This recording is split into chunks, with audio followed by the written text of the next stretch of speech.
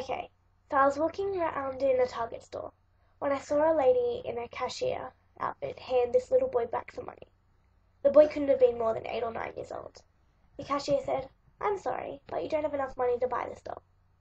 Then the little boy turned to the old woman next to him and said, "Nanny, are you sure I don't have enough money?" The old lady replied, "You know what you have, and I don't think you have enough money, my dear." Then she asked him to stay there for just 5 minutes while she went and looked around for a cheaper one. She left quickly. This little boy was still holding the doll in his hand. Finally, I walked towards him and asked him who he was giving the doll to. "It's a doll that my sister loved most and also wanted so much for Christmas. She was sure that Santa Claus would bring it to her." I replied to him that maybe Santa Claus would bring it to her, after all, and not to I. But he replied to me sadly, "No, Santa Claus can't bring it to her where she is now. I have to give this doll to my mummy so that she can give it to my sister when she goes there." His eyes were so sad while saying this. Then he said, "My sister has gone to be with God. Daddy says Mummy is going to go with God, too. And so I thought I should take the doll with her to give to my sister." My heart nearly stopped. The little boy looked up at me and said, "I told Daddy to tell Mummy not to go yet.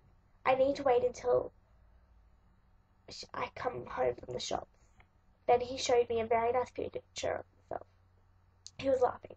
Then he told me, "I want Mummy to take this picture with her so she won't forget me. I love my Mummy and I wish she didn't have to leave me, but Daddy says that she has to go with my little sister to be with her."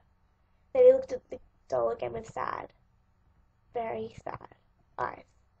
I quickly reached for my wallet and said to the boy, "Suppose we check again, just in case you do have enough money for this doll." "Okay," he said. "I hope I do have enough." I added some of my money to his without him seeing, and we started to count it. There was enough money for the doll and even some spare money.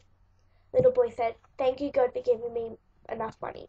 Then he looked at me and said, "I asked God last night to make sure that I had enough money to buy this doll, so that Mummy could give it to my sister. And he heard me. I also wanted to buy some roses for my mum, white roses, but I didn't dare ask God for too much. My Mummy loves white roses. And he even gave me enough for that."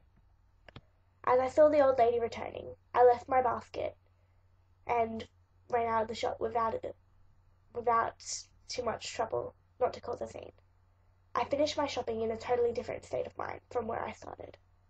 I couldn't get the little boy out of my mind. Then I remembered a local newspaper article 2 days ago, which mentioned a truck driver in a truck who hit a car occupied with a young woman and a little girl. The little girl died straight away, but the mother was left in a critical state. The family had to decide whether to remove the life-sustaining machine, because the woman couldn't be able to recover from the coma. Was the family of the little boy that family? 2 days after this encounter with the little boy, I read in the newspaper that the young woman had passed away. I couldn't stop myself as I bought a bunch of white roses and went to the funeral home where the body of the young woman was for people to see and make last wishes before her burial. She was there in the coffin, holding a beautiful white rose in her hand and the photo of the little boy and the doll placed over her chest. I left the place teary-eyed, feeling that my life had been changed forever. The love of that little boy for his mother and sister is still, to this day, hard to imagine. And in a fraction of a second, a drunk driver took all of this away from him. Now you have two choices. 1. Send this message to others and like it and comment and tell others about this story, or ignore it as if it's never touched your heart. For those who prefer to think that God is not watching over us, go ahead and delete this. For the rest of us, pass it on. This is your call. So please, if you do have a heart, pass it on.